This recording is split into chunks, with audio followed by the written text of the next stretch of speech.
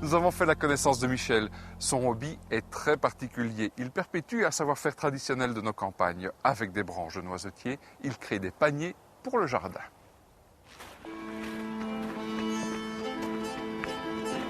Michel travaille en usine selon le régime des 3 pauses. Quand il en a la possibilité, il aime profiter des belles journées hivernales pour parcourir les bois communaux de la Gaume. Si Michel arpente la forêt, ce n'est pas pour simplement se promener. Il est à la recherche de noisetiers. Il a sollicité l'autorisation de couper des troncs. Dans les bosquets, Michel ne prélève souvent qu'un seul tronc, car il choisit des pousses aux caractéristiques bien précises. Je cherche des troncs grisâtres, alors une bonne longueur aussi sans nœuds, sans trop de branches, et surtout pas du vert qui est trop jeune, comme ceci c'est trop jeune, donc ça n'ira pas. Donc il faut vraiment le beau tronc bien gris, et plus long c'est, mieux c'est. Voilà. Les troncs sont déposés le long des sentiers. Quand il prend le chemin du retour, Michel rassemble ses récoltes en une botte qui s'alourdit progressivement. Les troncs de noisetiers vont devenir des paniers. Ces objets pour la vie de tous les jours, beaucoup de personnes les fabriquaient jadis dans les campagnes. Durant les longues soirées d'hiver, on créait soi-même les paniers nécessaires pour le ménage, la ferme, le jardin et les travaux au champ. Ceci c'est une banse brune, donc avec son écorce, qui servait dans le temps pour ramasser les pommes de terre. Avec sa forme pour vider dans le sac, c'était pratique. Ces paniers très solides que l'on peut utiliser durant des années, on ne peut les créer sans quelques tours de main qui ont traversé les siècles. J'ai eu l'occasion d'apprendre chez mon voisin qui travaillait dans son garage. Et moi, à l'époque, j'étais au chômage, donc je m'ennuyais un peu. Et j'ai été le trouver. Et gentiment, il m'a dit si tu veux, viens apprendre. C'était M. Henri Servet, qui est d'ailleurs décédé maintenant, et à qui je rends hommage de m'avoir appris de faire de belles choses comme ça. La première étape est facultative. Michel pèle les troncs de noisetiers en les grattant, mais ils peuvent aussi être utilisés avec leur écorce. Regardez bien. Michel entaille le tronc à sa base. Puis, il le plie légèrement en l'appuyant sur son genou. Sous cette pression, le bois s'est détaché au niveau de l'entaille. Michel soulève cette petite éclisse. Avec de nouvelles pressions sur son genou, il va la prolonger.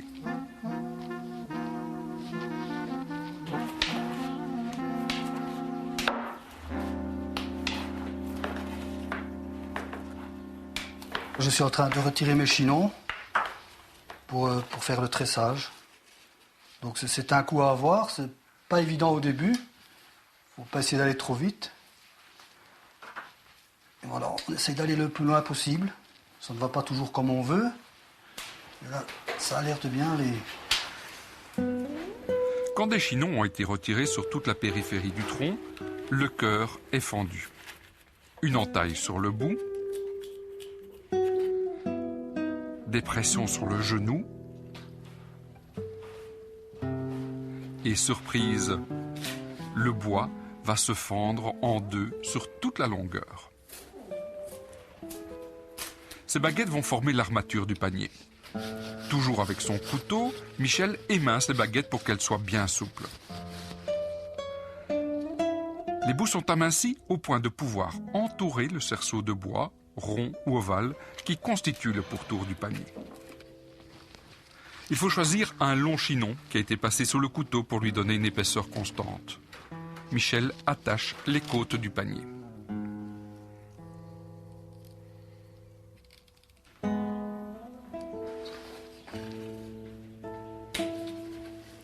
Après la côte centrale, Michel fixe de part et d'autre les côtes secondaires qui sont piquées dans le nœud. Les côtes suivantes seront attachées lors du tressage. Il faut près d'une journée pour fabriquer une banse. J'adore faire ça. D'ailleurs, presque tout mon temps libre passe à ça. Avec le vélo, évidemment. Mais toutes les soirées d'hiver, je ne m'ennuie pas. Voilà. Je suis toujours là-dedans, d'octobre à fin mars, à peu près. Et je ne m'en lasse pas.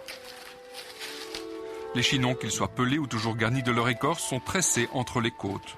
Michel fabrique des paniers pour les récoltes des fruits, des légumes, mais il applique les mêmes techniques pour créer d'autres objets utiles. un panier pour les bûches, un panier pour le linge sale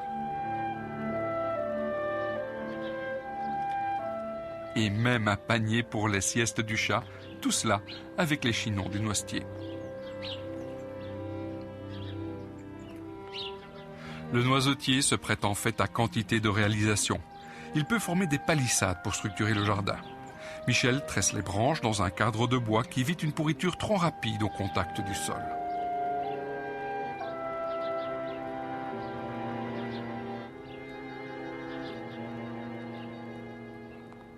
Ces réalisations sont à la portée de tout le monde. Des baguettes de noisetier forment un cône décoré avec des chinons tressés en bande ou en spirale. Ces cônes de noisetier peuvent accueillir une capucine, une clématite, une hippomée. Fleuris durant l'été, les cônes conservent une verticalité durant l'hiver dans les parterres. Le savoir-faire traditionnel des campagnes embellit les jardins d'aujourd'hui.